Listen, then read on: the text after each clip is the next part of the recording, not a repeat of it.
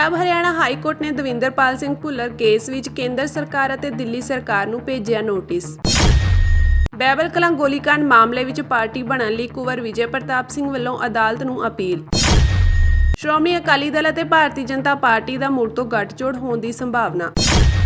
ਪੰਜਾਬ ਅਤੇ Haryana high court ਨੇ ਮੰਗਲਵਾਰ ਨੂੰ ਕੇਂਦਰ ਅਤੇ ਦਿੱਲੀ ਸਰਕਾਰ ਨੂੰ ਨੋਟਿਸ ਜਾਰੀ ਕਰਕੇ 1993 ਦੇ ਦਿੱਲੀ ਬੰਬ ਧਮਾਕਿਆਂ ਦੇ ਕੇਸ ਵਿੱਚ ਟਾਡਾ ਅਦਾਲਤ ਵੱਲੋਂ ਫਾਂਸੀ ਦੀ ਸਜ਼ਾ ਸੁਣਾਏ ਗਏ ਦਵਿੰਦਰਪਾਲ ਸਿੰਘ ਭੁੱਲਰ ਦੀ ਸਮੇਂ ਤੋਂ ਪਹਿਲਾਂ ਰਿਹਾਈ ਦੀ ਮੰਗ ਤੇ ਜਵਾਬ ਮੰਗਿਆ ਹੈ। ਹਾਈ ਕੋਰਟ ਨੇ ਕਿਹਾ ਕਿ ਮਾਮਲੇ 'ਚ ਕੇਂਦਰ ਸਰਕਾਰ ਨੇ ਕਿਹਾ ਸੀ ਕਿ 14 ਦਸੰਬਰ 2022 ਨੂੰ ਮੀਟਿੰਗ ਹੋਈ ਸੀ। ਮੀਟਿੰਗ ਵਿੱਚ ਲਏ ਗਏ ਫੈਸਲੇ ਬਾਰੇ ਅਦਾਲਤ ਨੂੰ ਜਾਣਕਾਰੀ ਨਹੀਂ ਦਿੱਤੀ ਗਈ। ਅਜਿਹੇ ਵਿੱਚ ਅਦਾਲਤ ਨੂੰ ਇਸ ਦੀ ਜਾਣਕਾਰੀ ਦਿੱਤੀ ਜਾਣੀ ਚਾਹੀਦੀ ਹੈ। ਜਾਣਕਾਰੀ ਮੁਤਾਬਕ ਪ੍ਰੋਫੈਸਰ ਦਵਿੰਦਰਪਾਲ ਸਿੰਘ ਭੁੱਲਰ ਵੱਲੋਂ ਪੱਕੀ ਰਿਹਾਈ ਦੀ ਮੰਗ ਸੰਬੰਧੀ ਦਾਖਲ ਪਟੀਸ਼ਨ ਤੇ ਪੰਜਾਬ ਅਤੇ ਹਰਿਆਣਾ ਹਾਈ ਕੋਰਟ ਦੇ ਜਸਟਿਸ ਜਸਜੀਤ ਸਿੰਘ ਬੇਦੀ ਦੀ ਬੈਂਚ ਵੱਲੋਂ ਦਿੱਲੀ ਸਰਕਾਰ ਵੱਲੋਂ ਕੋਈ ਵਕੀਲ ਪੇਸ਼ ਨਾ ਹੋਣ ਤੇ ਤਾਜ਼ਾ ਨੋਟਿਸ ਜਾਰੀ ਕਰਕੇ ਜਵਾਬ ਮੰਗਿਆ ਹੈ। ਪ੍ਰੋਫੈਸਰ ਭੁੱਲਰ ਨੇ ਹਾਈ ਕੋਰਟ ਦੇ ਧਿਆਨ ਹਿੱਤ ਲਿਆਂਦਾ ਸੀ ਕਿ ਦਿੱਲੀ ਦਾ ਸੈਂਟੈਂਸ ਰਿਵਿਊ ਬੋਰਡ ਉਹਨਾਂ ਦੀ ਰਿਹਾਈ ਦੀ ਮੰਗ ਤੇ ਫੈਸਲਾ ਨਹੀਂ ਲੈ ਰਿਹਾ। ਇਸੇ ਪਟੀਸ਼ਨ ਤੇ ਦਿੱਲੀ ਸਰਕਾਰ ਵੱਲੋਂ ਕੋਈ ਵਕੀਲ ਪੇਸ਼ ਨਾ ਹੋਣ ਕਾਰਨ ਹੁਣ ਤਾਜ਼ਾ ਨੋਟਿਸ ਜਾਰੀ ਕੀਤਾ ਗਿਆ ਹੈ। ਇਸ ਤੋਂ ਪਹਿਲਾਂ ਪਿਛਲੇ ਸਾਲ ਦਸੰਬਰ ਮਹੀਨੇ ਵਿੱਚ ਸਰਕਾਰ ਕਹਿ ਰਹੀ ਸੀ ਕਿ ਬੋਰਡ ਦੀ ਮੀਟਿੰਗ ਕੀਤੀ ਜਾ ਚੁੱਕੀ ਹੈ ਤੇ ਰਿਹਾਈ ਸੰਬੰਧੀ ਪ੍ਰੋਫੈਸਰ ਭੁੱਲਰ ਦੀ ਮੰਗ ਤੇ ਫੈਸਲੇ ਦੀ ਉਡੀਕ ਕੀਤੀ ਜਾ ਰਹੀ ਹੈ। ਇਸ ਤੋਂ ਪਹਿਲਾਂ ਅੰਮ੍ਰਿਤਸਰ ਕੇਂਦਰੀ ਜੇਲ੍ਹ ਦੇ ਸੁਪਰਡੈਂਟ ਵੱਲੋਂ ਸਮੇਂ ਤੋਂ ਪਹਿਲਾਂ ਰਿਹਾਈ ਦਾ ਵਿਰੋਧ ਕੀਤਾ ਗਿਆ ਸੀ। ਜੇਲ੍ਹ ਸੁਪਰਡੈਂਟ ਨੇ ਦੱਸਿਆ ਕਿ ਭੁੱਲਰ ਇਸ ਸਮੇਂ ਅੰਮ੍ਰਿਤਸਰ ਦੇ ਸਰਕਾਰੀ ਮੈਡੀਕਲ ਕਾਲਜ ਦੇ ਮਨੋਰੋਗ ਵਿਭਾਗ ਵਿੱਚ ਜੇਰੇ ਇਲਾਜ ਹੈ। ਉਹਨਾਂ ਨੂੰ 28 ਮਾਰਚ 2022 ਤੋਂ 8 ਹਫ਼ਤਿਆਂ ਲਈ ਪੈਰੋਲ ਦਿੱਤੀ ਗਈ ਸੀ। ਇਹਨਾਂ ਹਾਲਾਤਾਂ ਵਿੱਚ ਸਮੇਂ ਤੋਂ ਪਹਿਲਾਂ ਰਿਹਾਈ ਦੀ ਮੰਗ ਬੇਬੁਨਿਆਦ ਹੈ ਅਤੇ ਇਸ ਨੂੰ ਰੱਦ ਕੀਤਾ ਜਾਣਾ ਚਾਹੀਦਾ ਹੈ। ਹੁਣ ਭੁੱਲਰ ਨੇ ਪਟੀਸ਼ਨ ਵਿੱਚ ਕਿਹਾ ਹੈ ਕਿ ਉਹ ਇਸ ਸਮੇਂ ਅੰਮ੍ਰਿਤਸਰ ਕੇਂਦਰੀ ਜੇਲ੍ਹ ਵਿੱਚ ਹਨ। 7 ਸਤੰਬਰ 2021 ਨੂੰ ਜੇਲ੍ਹ ਸੁਪਰਡੈਂਟ ਦੇ ਹਿਰਾਸਤ ਸਰਟੀਫਿਕੇਟ ਅਨੁਸਾਰ ਉਹ 23 ਸਾਲ 11 ਮਹੀਨੇ ਅਤੇ 21 ਦਿਨ ਜੇਲ੍ਹ ਵਿੱਚ ਰਹੇ ਹਨ। ਅਜਿਹੀ ਸਥਿਤੀ ਵਿੱਚ ਉਹਨਾਂ ਨੂੰ ਸਮੇਂ ਤੋਂ ਪਹਿਲਾਂ ਰਿਹਾਈ ਦਾ ਲਾਭ ਦਿੱਤਾ ਜਾਣਾ ਚਾਹੀਦਾ ਹੈ। ਦਿੱਲੀ ਜੇਲ੍ਹ ਨਿਯਮਾਂ 2018 ਦੇ ਅਨੁਸਾਰ ਅਸਲ ਸਜ਼ਾ 14 ਸਾਲ ਅਤੇ ਕੁੱਲ ਸਜ਼ਾ 20 ਸਾਲ ਹੋਣੀ ਚਾਹੀਦੀ ਹੈ। ਦੱਸ ਦਈਏ ਕਿ 31 ਮਾਰਚ 2014 ਨੂੰ ਸੁਪਰੀਮ ਕੋਰਟ ਨੇ ਮੌਤ ਦੀ ਸਜ਼ਾ ਨੂੰ ਉਮਰ ਕੈਦ ਵਿੱਚ ਬਦਲ ਦਿੱਤਾ ਸੀ। ਪ੍ਰੋਫੈਸਰ ਦਵਿੰਦਰਪਾਲ ਸਿੰਘ ਭੁੱਲਰ ਹੁਣ ਤੱਕ 24 ਸਾਲ 7 ਮਹੀਨੇ ਦੀ ਸਜ਼ਾ ਕੱਟ ਚੁੱਕੇ ਹਨ। ਬਹਿਬਲ ਕਲਾਂ ਗੋਲੀकांड ਮਾਮਲੇ ਵਿੱਚ ਕੁੰਵਰ ਵਿਜੇ ਪ੍ਰਤਾਪ ਸਿੰਘ ਵੱਲੋਂ ਅਦਾਲਤ ਵਿੱਚ ਅਰਜ਼ੀ ਦਾਇਰ ਕਰਕੇ ਇਸ ਮਾਮਲੇ ਵਿੱਚ ਪਾਰਟੀ ਬਣਨ ਅਤੇ ਆਪਣਾ ਪੱਖ ਰੱਖਣ ਦੀ ਅਪੀਲ ਕੀਤੀ ਗਈ ਹੈ। ਤਤਕਾਲੀ ਆਈਜੀ ਵੱਲੋਂ ਇਲਾਕਾ ਮੈਜਿਸਟ੍ਰੇਟ ਦੀ ਅਦਾਲਤ ਵਿੱਚ ਅਰਜ਼ੀ ਦਾਇਰ ਕਰਦਿਆਂ ਕਿਹਾ ਗਿਆ ਹੈ ਕਿ ਗਵਾਹਾਂ ਦੇ ਬਿਆਨ ਦਰਜ ਕਰਨ ਤੋਂ ਪਹਿਲਾਂ ਉਹਨਾਂ ਨੂੰ ਵੀ ਇੱਕ ਵਾਰ ਨਿੱਜੀ ਤੌਰ ਤੇ ਸੁਣਾਇਆ ਜਾਵੇ। ਕੁੰਵਰ ਵਿਜੇ ਪ੍ਰਤਾਪ ਦੀ ਅਰਜ਼ੀ ਮਿਲਣ ਮਗਰੋਂ ਜੁਡੀਸ਼ੀਅਲ ਮੈਜਿਸਟ੍ਰੇਟ ਵੱਲੋਂ ਮਾਮਲੇ ਦੀ ਸੁਣਵਾਈ 21 ਜੁਲਾਈ ਨੂੰ ਤੈਅ ਕੀਤੀ ਗਈ ਹੈ। ਇਸ ਤੋਂ ਇਲਾਵਾ ਜਾਂਚ ਟੀਮ ਨੂੰ ਮਾਮਲੇ ਸੰਬੰਧੀ ਲਿਖਤੀ ਰਿਪੋਰਟ ਅਤੇ ਜਵਾਬ ਦਾਖਲ ਕਰਨ ਲਈ ਵੀ ਕਿਹਾ ਗਿਆ ਹੈ। ਦੱਸਣਯੋਗ ਹੈ ਕਿ ਇਸ ਮਾਮਲੇ ਵਿੱਚ 7 ਗਵਾਹਾਂ ਨੇ ਪਟੀਸ਼ਨ ਦਾਇਰ ਕਰਕੇ ਆਪਣੇ ਬਿਆਨ ਦੁਬਾਰਾ ਦਰਜ ਕਰਨ ਦੀ ਮੰਗ ਕੀਤੀ ਸੀ। ਅਦਾਲਤ ਵਿੱਚ ਉਹਨਾਂ ਨੇ ਤਤਕਾਲੀ ਆਈਜੀ ਕੁੰਵਰ ਵਿਜੇ ਪ੍ਰਤਾਪ ਸਿੰਘ ਤੇ ਗੰਭੀਰ ਇਲਜ਼ਾਮ ਲਗਾਏ ਸਨ ਕਿ ਉਹਨਾਂ ਨੇ ਨਿੱਜੀ ਰੰਜਿਸ਼ ਤਹਿਤ 2 ਗਵਾਹਾਂ ਨੂੰ ਮੁਲਜ਼ਮ ਵਜੋਂ ਨਾਮਜ਼ਦ ਕੀਤਾ ਹੈ ਅਤੇ ਗਵਾਹਾਂ ਦੇ ਬਿਆਨਾਂ ਨੂੰ ਤੋੜ ਮਰੋੜ ਕੇ ਪੇਸ਼ ਕੀਤਾ ਹੈ। ਜ਼ਿਕਰਯੋਗ ਹੈ ਕਿ ਮਾਮਲੇ ਦੇ ਗਵਾਹਾਂ ਨੇ ਪਟੀਸ਼ਨ ਦਾਇਰ ਕਰਕੇ ਆਪਣੇ ਬਿਆਨ ਦੁਬਾਰਾ ਦਰਜ ਕਰਨ ਦੀ ਮੰਗ ਕੀਤੀ ਸੀ। ਬਹਿਬਲ ਕਲਾਂ ਗੋਲੀकांड ਵੱਲੋਂ ਅਦਾਲਤ ਵਿੱਚ ਦਿੱਤੀ ਲਿਖਤੀ ਸ਼ਿਕਾਇਤ ਵਿੱਚ ਕਿਹਾ ਗਿਆ ਹੈ ਕਿ ਮਾਮਲੇ ਵਿੱਚ ਝੂਠੇ ਗਵਾਹ ਵੀ ਤਿਆਰ ਕੀਤੇ ਗਏ ਹਨ ਜੋ ਹਕੀਕਤ ਵਿੱਚ ਮੌਕੇ ਤੇ ਮੌਜੂਦ ਹੀ ਨਹੀਂ ਸਨ। ਪੰਜਾਬ ਵਿੱਚ ਇੱਕ ਵਾਰ ਫਿਰ ਸ਼੍ਰੋਮਣੀ ਅਕਾਲੀ ਦਲ ਅਤੇ ਭਾਰਤੀ ਜਨਤਾ ਪਾਰਟੀ ਦਾ ਗੱਠਜੋੜ ਹੋਣਾ ਲਗਭਗ ਤੈਅ ਹੈ। ਦੋਵਾਂ 'ਚ ਸੀਟ ਫਾਰਮੂਲੇ ਤੋਂ ਲੈ ਕੇ ਚੋਣ ਰਣਨੀਤੀ ਤੱਕ ਸਭ ਕੁਝ ਤੈਅ ਹੋ ਗਿਆ ਹੈ। ਹੁਣ ਸਿਰਫ ਐਲਾਨ ਦੀ ਉਡੀਕ ਹੈ। ਦੋਵਾਂ ਪਾਰਟੀਆਂ ਦੇ ਅੰਦਰੂਨੀ ਸੂਤਰਾਂ ਦਾ ਕਹਿਣਾ ਹੈ ਕਿ ਦੋਵੇਂ ਪਾਰਟੀਆਂ ਜਲਦ ਹੀ ਗੱਠਜੋੜ ਦਾ ਐਲਾਨ ਕਰ ਸਕਦੀਆਂ ਹਨ। 3 ਜੁਲਾਈ ਨੂੰ ਪ੍ਰਧਾਨ ਮੰਤਰੀ ਨਰਿੰਦਰ ਮੋਦੀ ਨੇ ਆਪਣੇ ਮੰਤਰੀਆਂ ਦੇ ਨਾਲ ਕੇਂਦਰੀ ਕੈਬਨਿਟ ਵਿਸਤਾਰ ਨੂੰ ਲੈ ਕੇ ਮੀਟਿੰਗ ਕੀਤੀ। ਇਸ ਕੈਬਨਿਟ ਵਿਸਤਾਰ ਦਾ ਇੱਕੋ ਹੀ ਨਿਸ਼ਾਨਾ ਹੈ, ਉਹ ਹੈ 2024 ਦੀਆਂ ਲੋਕ ਸਭਾ ਚੋਣਾਂ। ਕਰਨਾਟਕਾ ਹਾਰਨ ਤੋਂ ਬਾਅਦ ਬੀਜੇਪੀ ਦੀ ਲੀਡਰਸ਼ਿਪ ਨੇ ਉਹਨਾਂ ਸੂਬਿਆਂ ਵਿੱਚ ਭਾਈਵਾਲ ਦੀ ਤਲਾਸ਼ ਸ਼ੁਰੂ ਕੀਤੀ ਹੈ ਜਿੱਥੇ ਉਹ ਕਮਜ਼ੋਰ ਹੈ। ਬਸ ਇੱਥੋਂ ਹੀ ਅਕਾਲੀ ਦਲ ਅਤੇ ਬੀਜੇਪੀ ਦੇ ਗੱਠਜੋੜ ਦੀ ਮੁੜ ਤੋਂ ਗੱਲਬਾਤ ਸ਼ੁਰੂ ਹੋਈ। ਮਿਲੀ ਜਾਣਕਾਰੀ ਅਨੁਸਾਰ ਬੀਜੇਪੀ ਇਸ ਕੈਬਨਿਟ ਵਿਸਤਾਰ ਦੇ ਜ਼ਰੀਏ ਐਨਡੀਏ ਨੂੰ ਛੱਡ ਕੇ ਗਏ ਪੁਰਾਣੇ ਸਾਥੀਆਂ ਨੂੰ ਕੈਬਨਿਟ ਮੰਤਰੀ ਬਣਾ ਕੇ ਮੁੜ ਤੋਂ ਸੂਬਿਆਂ ਵਿੱਚ ਗੱਠਜੋੜ ਸ਼ੁਰੂ ਕਰਨ ਜਾ ਰਹੀ ਹੈ। ਪੰਜਾਬ ਵਿੱਚ ਅਕਾਲੀ ਦਲ ਅਤੇ ਆਂਧਰਾ ਵਿੱਚ ਟੀਡੀਪੀ ਯਾਨੀ ਤੇਲਗੂ ਦੇਸ਼ਮ ਪਾਰਟੀ ਬੀਜੇਪੀ ਦੇ ਸਭ ਤੋਂ ਪੁਰਾਣੇ ਸਾਥੀ ਹਨ। ਦੋਵੇਂ ਹੀ ਐਨਡੀਏ ਤੋਂ ਬਾਹਰ ਹੋ ਗਏ ਸਨ। ਹੁਣ 9 ਤੋਂ 11 ਤਰੀਕ ਦੇ ਵਿਚਾਲੇ ਮੋਦੀ ਕੈਬਨਿਟ ਦਾ ਜਿਹੜਾ ਵਿਸਤਾਰ ਹੋ ਸਕਦਾ ਹੈ ਉਸ ਵਿੱਚ ਸੁਖਬੀਰ ਸਿੰਘ ਬਾਦਲ ਜਾਂ ਫਿਰ ਹਰਸਿਮਰਤ ਕੌਰ ਬਾਦਲ ਨੂੰ ਥਾਂ ਮਿਲ ਸਕਦੀ ਹੈ। ਬੀਜੇਪੀ ਅਤੇ ਅਕਾਲੀ ਦਲ ਗੱਠਜੋੜ ਦੀ ਗੱਲਬਾਤ ਪ੍ਰਕਾਸ਼ ਸਿੰਘ ਬਾਦਲ ਦੇ ਸਮੇਂ ਤੋਂ ਹੀ ਸ਼ੁਰੂ ਸੀ, ਪਰ ਸੀਟਾਂ ਨੂੰ ਲੈ ਕੇ ਸਹਿਮਤੀ ਨਹੀਂ ਬਣ ਪਾ ਰਹੀ ਸੀ। ਜੇਕਰ ਦੋਵਾਂ ਦੇ ਵਿਚਾਲੇ ਗੱਠਜੋੜ ਹੁੰਦਾ ਹੈ ਤਾਂ ਸਿਆਸੀ ਫਾਰਮੂਲਾ ਕੀ ਹੋਵੇਗਾ, ਇਸ ਨੂੰ ਲੈ ਕੇ ਵੀ ਚਰਚਾਵਾਂ ਦਾ ਬਾਜ਼ਾਰ ਗਰਮ ਹੈ। ਇਹ ਵੀ ਸਵਾਲ ਉੱਠ ਰਹੇ ਹਨ ਕਿ ਦੋਵਾਂ ਵਿੱਚ ਗੱਠਜੋੜ ਨੂੰ ਲੈ ਕੇ ਸਭ ਤੋਂ ਜ਼ਿਆਦਾ ਕਿਹੜੀ ਪਾਰਟੀ ਤਰਲੋ ਮੱਛੀ ਹੋਈ ਹੈ, ਕਿਉਂਕਿ ਪੰਜਾਬ ਦੀ ਅੱਗੇ ਚੱਲਣ ਵਾਲੀ ਗੱਠਜੋੜ ਦੀ ਸਿਆਸਤ ਇਸੇ ਦੇ ਆਧਾਰ ਤੇ ਹੀ ਵਧੇਗੀ। ਪਰ ਇਸ ਨੂੰ ਲੈ ਕੇ ਦੋ ਫਾਰਮੂਲੇ ਸਾਹਮਣੇ ਆ ਰਹੇ ਹਨ। ਅਕਾਲੀ ਦਲ ਅਤੇ ਬੀਜੇਪੀ ਵਿੱਚ ਮੁੜ ਤੋਂ ਗੱਠਜੋੜ ਦੀ ਵਜ੍ਹਾ ਦੋਵਾਂ ਪਾਰਟੀਆਂ ਦਾ ਪਿਛੋਕੜ ਹੈ। ਅਕਾਲੀ ਦਲ ਪੇਂਡੂ ਇਲਾਕੇ ਵਿੱਚ ਮਜ਼ਬੂਤ ਹੈ, ਬੀਜੇਪੀ ਸ਼ਹਿਰੀ ਵਿੱਚ। ਦੋਵਾਂ ਨੇ 25 ਸਾਲ ਵਿੱਚ 3 ਵਾਰ ਮਿਲ ਕੇ ਸਰਕਾਰ ਬਣਾਈ। ਵੱਖ ਹੋਣ ਤੋਂ ਬਾਅਦ ਦੋਵਾਂ ਦਾ ਕੁਝ ਨਹੀਂ ਬਚਿਆ। ਅਕਾਲੀ ਦਲ ਨੇ ਆਪਣੇ ਸਿਆਸੀ ਇਤਿਹਾਸ ਵਿੱਚ ਸਭ ਤੋਂ ਬੁਰੀ ਹਾਲਤ ਆਪਣੇ ਨਾਂ ਕੀਤੀ ਤਾਂ ਬੀਜੇਪੀ ਦੇ ਪੱਲੇ ਵੀ ਕੁਝ ਨਹੀਂ ਪਿਆ। ਜਲੰਧਰ ਜ਼ਿਮਨੀ ਚੋਣਾਂ ਦੇ ਨਤੀਜਿਆਂ ਨੇ ਦੋਵਾਂ ਨੂੰ ਇਸ਼ਾਰਾ ਦਿੱਤਾ ਸੀ ਕਿ ਜੇਕਰ ਦੋਵੇਂ ਮਿਲ ਕੇ ਲੜਦੇ ਤਾਂ ਆਪ ਨੂੰ ਟੱਕਰ ਦੇ ਸਕਦੇ ਹਨ। ਬੀਜੇਪੀ ਨੂੰ ਪੇਂਡੂ ਖੇਤਰ ਵਿੱਚ ਮਜ਼ਬੂਤ ਹੋਣ ਦੇ ਲਈ ਬਹੁਤ ਸਮਾਂ ਲੱਗੇਗਾ। ਨਵੇਂ ਸੂਬਾ ਪ੍ਰਧਾਨ ਸੁਨੀਲ ਜਾਖੜ ਦੀ ਪ੍ਰਧਾਨਗੀ ਵਿੱਚ ਬੀਜੇਪੀ ਇਸ ਫਾਰਮੂਲੇ ਤੇ ਕੰਮ ਕਰ ਸਕਦੀ ਹੈ, ਪਰ ਇਸ ਦੌਰਾਨ ਵਰਕਰਾਂ ਦੀ ਹੌਸਲੇ ਅਫਜ਼ਾਈ ਦੇ ਲਈ ਸੱਤਾ ਵਿੱਚ ਰਹਿਣਾ ਵੀ ਜ਼ਰੂਰੀ ਹੈ। ਉਧਰ ਅਕਾਲੀ ਦਲ ਲਗਾਤਾਰ 2 ਵਾਰ ਵਿਧਾਨ ਸਭਾ ਵਿੱਚ ਹਾਰ ਚੁੱਕੀ ਹੈ।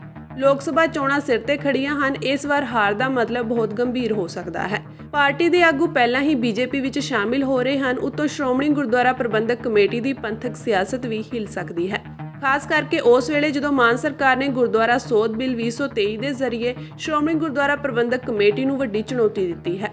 ਸ਼੍ਰੋਮਣੀ ਗੁਰਦੁਆਰਾ ਪ੍ਰਬੰਧਕ ਕਮੇਟੀ ਸਮੇਤ ਆਪਣੀ ਹੋਂਦ ਨੂੰ ਬਚਾਉਣਾ ਹੈ ਤਾਂ ਸੁਖਬੀਰ ਬਾਦਲ ਦੇ ਲਈ ਬੀਜੇਪੀ ਦਾ ਸਾਥ ਬਹੁਤ ਜ਼ਰੂਰੀ ਹੈ। ਸਿਆਸੀ ਅਤੇ ਕਾਨੂੰਨੀ ਲੜਾਈ ਦੇ ਲਈ ਬੀਜੇਪੀ ਹੀ ਅਕਾਲੀ ਦਲ ਦਾ ਸਹਾਰਾ ਹੈ।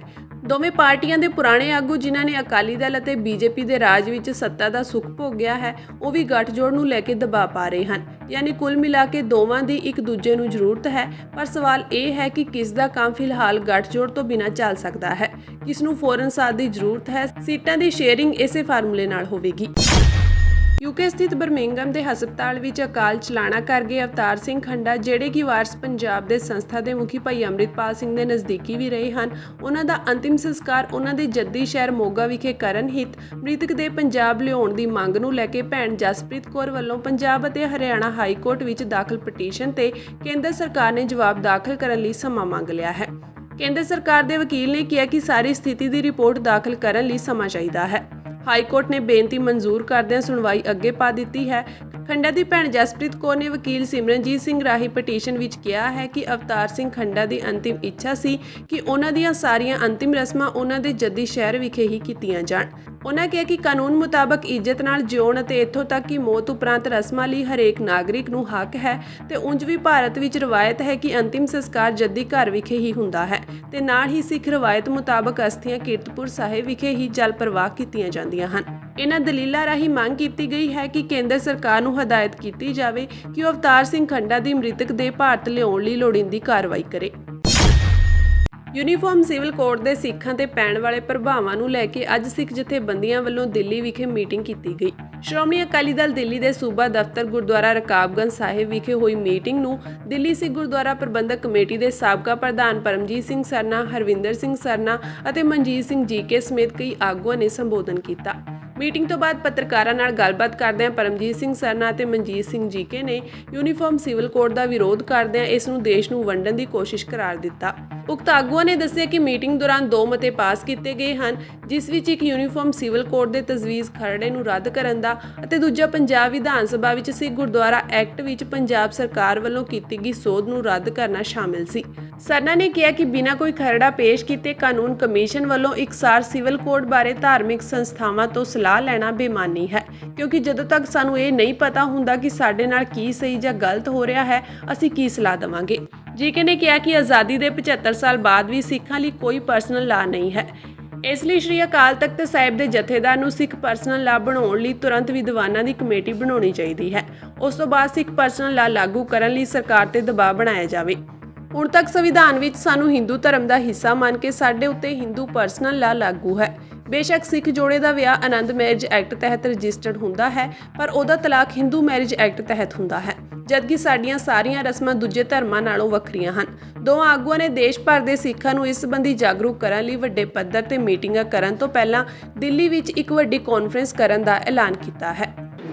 हमने उसी दिन इस बात का खंडन अपनी बाइट से और अपने बयान से दिया था और कहा था कि जो बिल हमारे सामने रखा ही नहीं गया है कि उसमें क्या रखा है क्या नहीं है, उसको हम किसी बात के ऊपर परवानगी नहीं दे सकते। दूसरा, हमने ये बात कही बड़े सख्ती से कि हिंदुस्तान की आज़ादी से पहले जो सिखों के साथ वादे किए गए थे, आप उन वादों को क्यों कर रहे हो, क्यों पीछे हट रहे हो? आपने कहा था कि हिंदुस्तान की कॉन्स्टिट्यूशन में जो भी बदली आएगी, जो भी तब्दीली लाएंगे, वो सिखों की मर्जी के बगैर नहीं आएगी। हमने कहा ये जो बिल आप ला रहे हो, ये सिखों की मर्जी पूछी आपने? सिखों की दो नुमाइंदा जमात हैं, एक है श्रोमणी गुरुद्वारा प्रबंधक कमेटी, धार्मिक तौर पे वो सबसे बड़ी जमात है। दूसरी है श्रोमणी अकाली दल, वो सबसे बड़ी जमात है। पहली दफा सरकार ने 1955-56 ਦੇ ਵਿੱਚ ਐਕਟ ਲਿਆਣਾ ਚਾਹਿਆ, ਯੂਨੀਫਾਰਮ ਕੋਡ ਆਫ ਪਰਸਨਲ ਲਾ ਅੰਡਰ ਹਿੰਦੂ ਲਾਸ। ਉਸ ਵੇਲੇ ਵੀ ਇਹਦੇ ਉੱਤੇ ਜਿਹੜੀ ਸੀਗੀ, ਮੈਂ ਸਮਝਦਾ ਕਿ ਮੁਖਾਲਫਤ ਕੀਤੀ ਗਈ ਸੀ। ਸ਼੍ਰੋਮਣੀ ਅਕਾਲੀ ਦਲ ਨੇ ਆਖਿਆ ਸੀਗਾ ਕਿ ਇਹ ਜਿਹੜੇ ਹਿੰਦੂ ਟ੍ਰੈਡੀਸ਼ਨ ਦੇ ਹਿਸਾਬ ਨਾਲ ਤੁਸੀਂ ਲਾਅ ਲਿਆਉਣ ਲੱਗੇ ਹੋ, ਇਹ ਸਾਡਾ ਨੁਕਸਾਨ ਕਰੇਗੀ, ਇਹ ਇੱਕ ਧਰਮ ਤੇ ਨਹੀਂ ਹੋਣਾ ਚਾਹੀਦਾ। ਹਿੰਦੁਸਤਾਨ ਅਨੇਕਤਾ ਚ ਏਕਤਾ ਹੈ, ਇੱਥੇ ਬੜੇ ਐਸੀਆਂ ਕਮਿਊਨਿਟੀਜ਼ ਨੇ, ਟ੍ਰਾਈਬਸ ਨੇ, ਉਹਨਾਂ ਦਾ ਖਿਆਲ ਰੱਖਣਾ ਚਾਹੀਦਾ ਹੈ। ਹੁਣ ਹਿੰਦੂ ਐਕਟ ਦੇ ਵਿੱਚ ਉਹਨਾਂ ਨੇ ਬਣਾ ਦਿੱਤਾ ਸੀਗਾ ਕਿ ਕੁੜੀਆਂ ਨੂੰ ਹੱਕ ਨਹੀਂ ਮਿਲਣਾ। ਸਿੱਖਾਂ ਦੇ ਵਿੱਚ ਸਾਨੂੰ ਇਹ ਮਨਜ਼ੂਰ ਨਹੀਂ ਹੈ। ਅਸੀਂ ਸਮਝਦੇ ਹਾਂ ਕਿ ਪ੍ਰਾਪਰਟੀ ਦੀ ਜਿਹੜੀ ਇਨਹੈਰੀਟੈਂਸ ਹੈ, ਉਹਦਾ ਸਾਡਾ ਆਪਣਾ ਇੱਕ ਕਾਨੂੰਨ ਹੈਗਾ। ਅਸੀਂ ਹਿੰਦੂ ਐਕਟ ਨਾਲ ਕਿਵੇਂ ਗਵਰਨ ਹੋ ਸਕਦੇ ਹਾਂ? ਜੇ ਮੈਂ ਬੰਜਾਰਿਆਂ ਦੀ ਗੱਲ ਕਰ ਲਵਾਂ, ਆਦੀਵਾਸੀਆਂ ਦੀ ਗੱਲ ਕਰ ਲਵਾਂ, ਅਸੀਂ ਨਾਗਾਸ ਦੀ ਗੱਲ ਕਰ ਲਈਏ, ਅਸੀਂ ਟ੍ਰਾਈਬਲਸ ਦੀ ਗੱਲ ਕਰ ਲਈਏ, ਇਹ ਵੀ ਛੱਡੋ। ਤੁਸੀਂ ਹਿੰਦੂ ਸਨਾਤਨੀ ਧਰਮ ਔਰ ਜਿਹੜਾ ਦੂਜਾ ਆਰੀਆ ਸਮਾਜੀ, ਇਹਨਾਂ ਦੇ ਵੱਖਰੇ ਵੱਖਰੇ ਸਿਸਟਮ ਦੇ ਵਿਆਹ ਕਰਨ ਦੇ। ਟ੍ਰਾਈਬਲਸ ਦੇ ਵਿੱਚ ਇੱਕ ਪਿੰਡ ਦੇ ਵਿੱਚ 4 ਸਿਸਟਮ ਦੇ ਵਿਆਹ ਕਰਨ ਦੇ। ਸਿੱਖਾਂ ਦਾ ਸਾਡਾ ਇੱਕ ਅਲੱਗ ਸਿਸਟਮ ਹੈਗਾ, ਉਸ ਨੂੰ ਅਸੀਂ ਕਿਵੇਂ ਜਿਹੜਾ ਇੱਕ ਝੰਡੇ ਥੱਲੇ ਲਿਆ ਸਕਦੇ ਹਾਂ? 1757 ਤੋਂ 1858 ਤੱਕ ਬ੍ਰਿਟਿਸ਼ ਉਹਨਾਂ ਨੇ ਕੋਸ਼ਿਸ਼ ਕੀਤੀ, ਹਾਲਾਂਕਿ ਉਹਨਾਂ ਦੇ ਮਨ 'ਚ ਮਨਸੂਬੇ ਸੀ ਡਿਵਾਈਡਡ ਰੂਲ ਦੇ, ਉਹਨਾਂ ਨੇ ਕੋਸ਼ਿਸ਼ ਕੀਤੀ ਯੂਨੀਫਾਈਡ ਲਾਅ ਲਿਆਉਣ ਦੀ, ਉਹ ਨਹੀਂ ਲਿਆ ਸਕੇ। 100 ਸਾਲ ਉਹ ਲੱਗੇ ਰਹੇ, ਲੇਕਿਨ ਉਹ ਨਹੀਂ ਲਿਆ ਸਕੇ। ਮੈਂ ਸਮਝਦਾ ਵਾਂ ਕਿ ਸਾਡੇ ਸੰਸਕਾਰ ਦੇ ਤਰੀਕੇ ਅਲੱਗ ਨੇ। ਸਾਡੇ ਜਨਮ ਤੋਂ ਬਾਅਦ ਅਸੀਂ ਦਸਤਾਰਬੰਦੀ ਕਰਦੇ ਹਾਂ, ਕੋਈ ਮੁੰਡਨ ਕਰਦਾ, ਕੋਈ ਸੁੰਨਤ ਕਰਦਾ। ਤੁਸੀਂ ਕਿਸ ਤਰੀਕੇ ਨਾਲ ਇਸ ਨੂੰ ਯੂਨੀਫਿਕੇਸ਼ਨ ਦੇ ਵਿੱਚ ਲਿਆ ਸਕਦੇ ਹੋ? ਤੁਸੀਂ ਇਹ ਹਜ਼ਾਰਾਂ ਸਾਲ ਪੁਰਾਣੇ ਸਾਡੇ ਜਿਹੜੇ ਇਹ ਚੱਲੇ ਆ ਰਹੇ ਨੇ, ਸੈਂਕੜੇ ਸਾਲ ਜਿਹੜੇ ਸਾਡੇ ਚੱਲੇ ਆ ਰਹੇ ਨੇ, ਤੁਸੀਂ ਇਸ ਨੂੰ ਕਿਵੇਂ ਬਦਲ ਸਕਦੇ ਹੋ? ਸਿੱਖ ਪਰਸਨਲ ਲਾਅ ਦੀ ਗੱਲ ਕੀਤੀ ਗਈ ਹੈ। ਅਕਾਲ ਤਖਤ ਸਾਹਿਬ ਨੂੰ ਅਸੀਂ ਬੇਨਤੀ ਕਰਾਂਗੇ ਕਿ ਇਹ ਜ਼ਰੂਰ ਜਿਹੜਾ ਇਸ ਦੇ ਉੱਤੇ ਸ਼੍ਰੋਮਣੀ ਗੁਰਦੁਆਰਾ ਪ੍ਰਬੰਧਕ ਕਮੇਟੀ ਔਰ ਸਾਰੇ ਅਕਾਲੀ ਦਲ ਮਿਲ ਕੇ ਇਸ ਤੇ ਜ਼ਰੂਰ ਗੱਲ ਕਰਨ। ਔਰ ਇਸ ਦੇ ਉੱਤੇ ਵੀ ਜਿਹੜਾ ਆਬਜੈਕਸ਼ਨ ਹੈਗਾ ਕਿ ਸਾਨੂੰ ਆਪਣੇ ਕਕਾਰਾਂ ਦੇ ਉੱਤੇ, ਆਪਣੇ ਅਖਤਿਆਰਾਂ ਦੇ ਉੱਤੇ, ਆਪਣੀ ਧਾਰਮਿਕ ਜਿਹੜੀਆਂ ਗੱਲਾਂ ਹੈਗੀਆਂ ਨੇ, ਉਹਨਾਂ ਦੇ ਉੱਤੇ ਕਿਸੇ ਕਿਸਮ ਦੀ ਇਹ ਨਹੀਂ ਚਾਹੀਦੀ। ਸਾਡਾ ਪਰਸਨਲ ਲਾਅ ਬੋਰਡ ਹੋਣਾ ਚਾਹੀਦਾ ਹੈ। ਔਰ ਦੂਜੀ ਗੱਲ, ਅੱਜ ਇਹ ਫੈਸਲਾ ਕਰਦੇ ਆ ਤੁਹਾਡੇ ਤੋਂ ਬਾਅਦ ਕਿ ਅਸੀਂ ਔਰ ਪਾਰਟੀ ਭਾਵੇਂ ਜੈਨੀ ਨੇ, ਬੋਧੀ ਨੇ, ਮੁਸਲਮਾਨ ਨੇ, ਜ਼ੋਰਾਸਟਰੀਅਨ ਨੇ, ਅਸੀਂ ਸਾਰਿਆਂ ਨਾਲ ਮਿਲ ਕੇ ਜੇ ਮੀਟਿੰਗ ਕਰਨੀ ਹੋਏਗੀ, ਅਸੀਂ ਇਹ ਫੈਸਲਾ ਲਵਾਂਗੇ।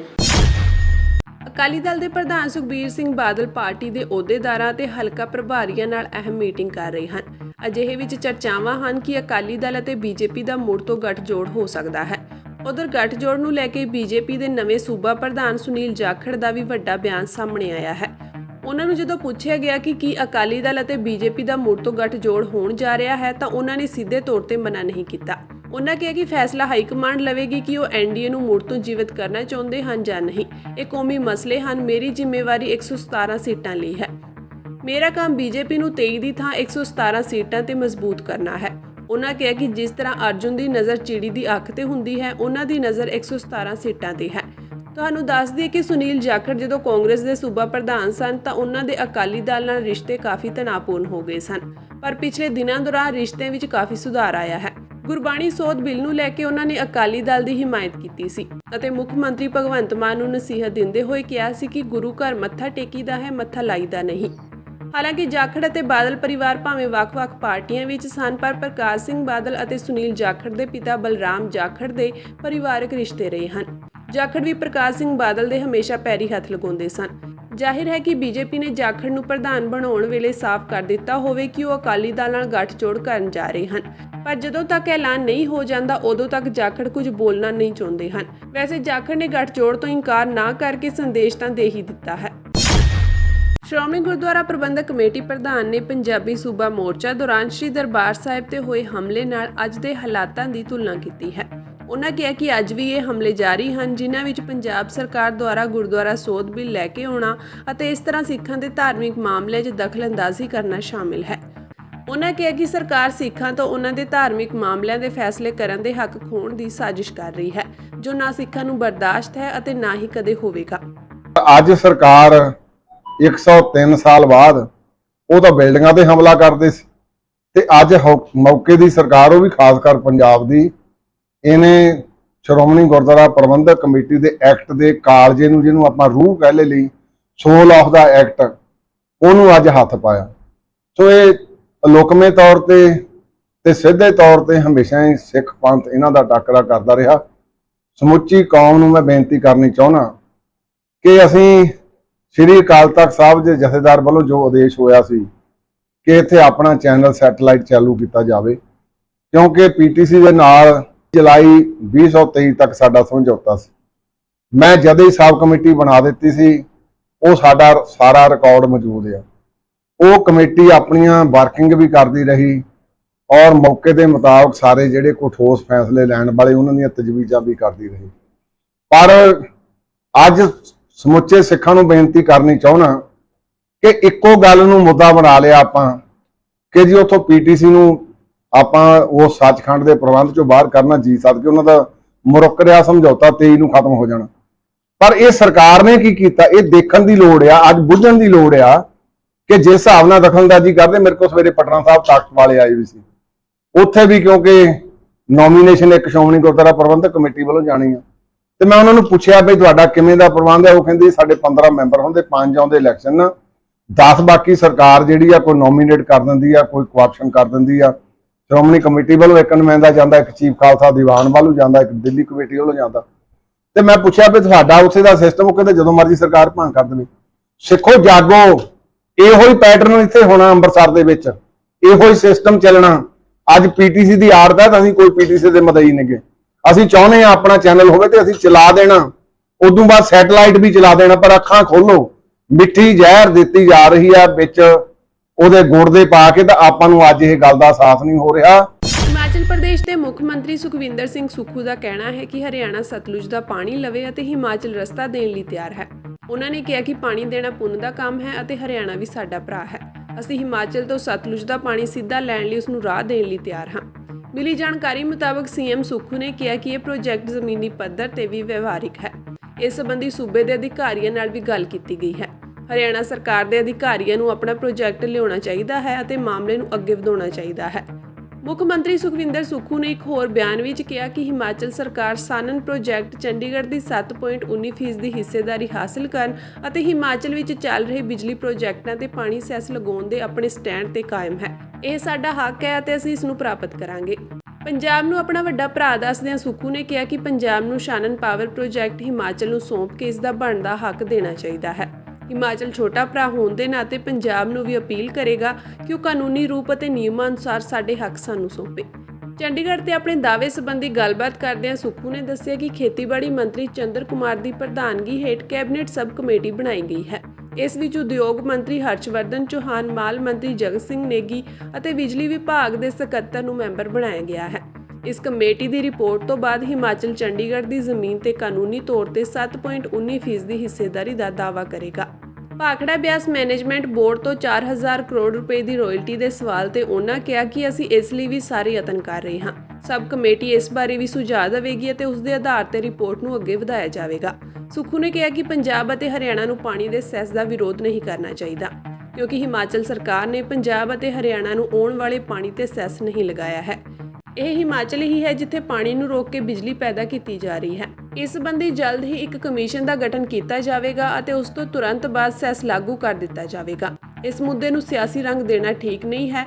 ਹਿਮਾਚਲ ਕੋਲ ਸਿਰਫ ਪਾਣੀ ਹੈ, ਚੰਗੀ ਆਮਦਨ ਲਈ ਜੋ ਵੀ ਹੋ ਸਕੇਗਾ। ਕੇਂਦਰ ਸਰਕਾਰ ਵੱਲੋਂ ਜਲ ਸੈਸ ਨੂੰ ਗਲਤ ਕਰਾਰ ਦੇਣ ਦੇ ਸਵਾਲ ਤੇ ਸੁੱਖੂ ਦਾ ਕਹਿਣਾ ਹੈ ਕਿ ਕੇਂਦਰ ਨੂੰ ਹਿਮਾਚਲ ਨਾਲ ਮਤਰੇਈ ਮਾਂ ਵਾਲਾ ਸਲੂਕ ਨਹੀਂ ਕਰਨਾ ਚਾਹੀਦਾ। ਜਦੋਂ ਸਿੱਕਮ ਅਤੇ ਜੰਮੂ ਸਮੇਤ ਹੋਰ ਰਾਜਾਂ ਵਿੱਚ ਅਜਿਹਾ ਹੋ ਸਕਦਾ ਹੈ ਤਾਂ ਹਿਮਾਚਲ ਵਿੱਚ ਕਿਉਂ ਨਹੀਂ। ਹਿਮਾਚਲ ਨੂੰ ਜਲ ਸੈਸ ਤੋਂ ਸਾਲਾਨਾ 2000 ਕਰੋੜ ਦਾ ਮਾਲੀਆ ਮਿਲੇਗਾ। ਉਹਨਾਂ ਕਿਹਾ ਕਿ ਪੰਜਾਬ ਅਤੇ ਹਰਿਆਣਾ ਨੂੰ ਆਪਣੇ ਖਪਤਕਾਰਾਂ ਨੂੰ ਸਸਤੀ ਬਿਜਲੀ ਦੇਣ ਲਈ ਹੋਰ ਟੈਕਸ ਘਟਾਉਣੇ ਚਾਹੀਦੇ ਹਨ, ਪਰ ਸੈਸ ਦਾ ਵਿਰੋਧ ਨਹੀਂ ਕਰਨਾ ਚਾਹੀਦਾ।